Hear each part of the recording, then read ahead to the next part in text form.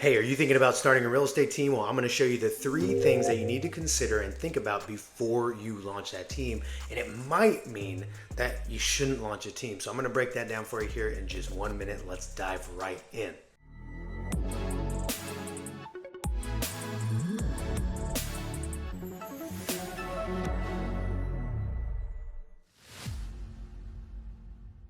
Now remember, my name is Isaac Guzman. I'm with the Real Estate CEOs, and I've been helping team leaders, brokers, agents, and all kinds of other salespeople grow their businesses over the last decade. And I'm here to help you too with Real Estate CEOs. If you ever have any questions, want to learn directly from me or how I partner with people all across the country, go into the description below and click the link to book one-on-one time.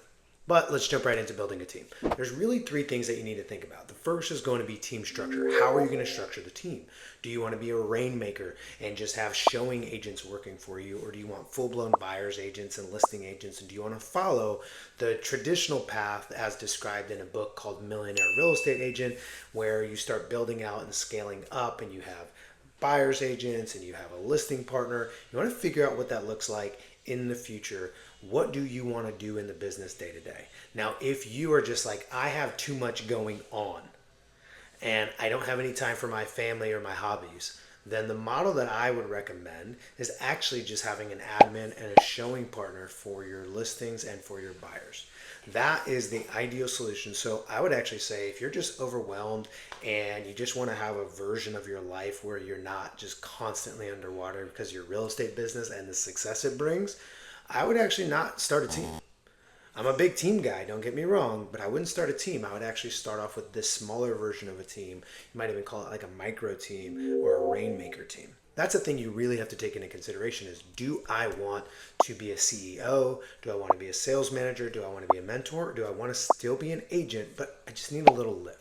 The other thing is, you have to really think about, what value do you offer to the marketplace? Do you have a proven lead generation system? Do you have a system that will be able to predictably and reliably provide opportunity flow for agents? Because if you do not, if you're just hoping that people will go out and earn their own business without using a proven method, or if you're not buying leads for them to be able to work and hunt down opportunities, or if you're not taking listings on a very consistent, extremely regular basis where you can give them the open house and buyer opportunities, then I would actually not recommend starting a team. You have to think about, one, how am I going to feed these people opportunities?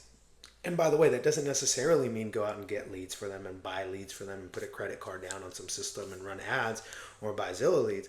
It might be, I have a proven for sale by owner system where I get listing after listing after listing, and I go ahead and give those buyer opportunities, right? It's consistent opportunity flow, not necessarily lead flow.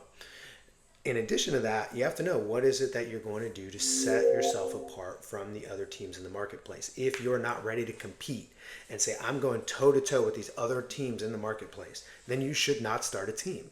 Right? Because what's going to happen is, you're going to invest a lot of time and energy and effort into the people that you train from the ground up. But if you don't have a differentiating factor that allows you to compete with these other bigger teams, what ends up happening is your team becomes a great training ground and a stepping stone for agents as they're on their way to either being a solo agent or onto a bigger team that has more to offer in terms of leverage or lead opportunities.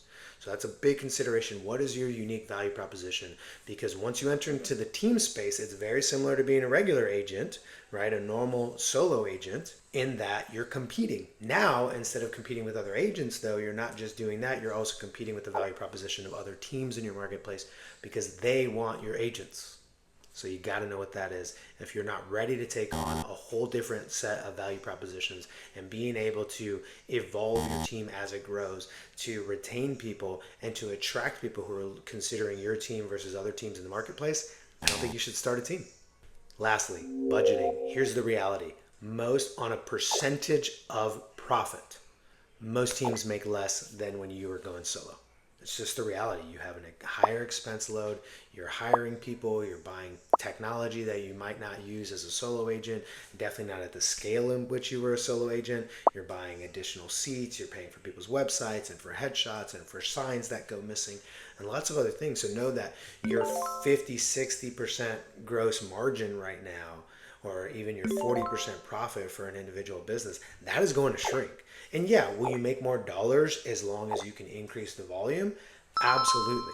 But you have to know at that point, you're going to be working off thinner margins, which again might mean more dollars, but you have to understand the trade-off that you're making. You are trading time freedom for economic freedom, right? So that's one of the things you have to recognize is your business is not super profitable in terms of a percentage, and that sometimes catches people off guard. I'm sure you might be like, duh, Isaac, of course that's going to happen at scale. Well, the reality is not too many people know that that's actually a thing. And what happens is sometimes, especially if you're not focused on really maximizing growth and opportunities and have improving lead generation systems where people are taking your leads and converting them, and you probably have a higher split with those leads with them. Well, what sometimes happens is not only do you make a smaller percentage of profit, you actually make less money. Now, by the way, I'm not telling you don't go start a team because of that. You might be making $400,000, $500,000, $600,000 a year and go, you know what? If I could do $350,000 a year, but not have all the headaches of being the only person in the business every day, you might be willing to make that trade-off. In that case, you might want to start a team, right? Because then you can start building out leverage. But understand this is kind of the final thing I would say, is that you also have to understand that marketer, a really good marketer, is probably the most expensive person that you can find and hire inside of the organization.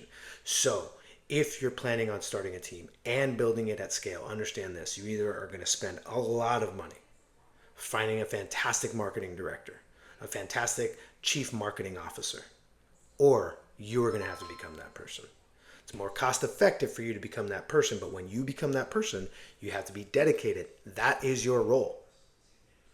There's no ifs, ands, or buts about it. So you're going to spend money and time on that, which means you're not doing as much production, you're not doing as much training and mentoring, and none of those things are wrong, but you do have to be aware of what you sign up for.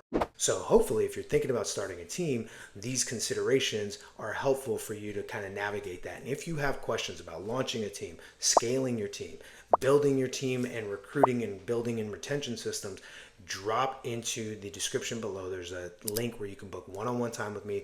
I've built teams from 9 to 85. I built one from 0 to 8 very recently. So trust me when I say I can help you out, help you navigate and answer some questions. If you do also want to learn about what I do to partner with the people inside of real estate CEOs when they choose to join us, feel free, click that same link in the description, book some one-on-one time with me so I can help you build your business, build your team, get started with video, and all the other things that I help my partners do. Until next time, happy selling.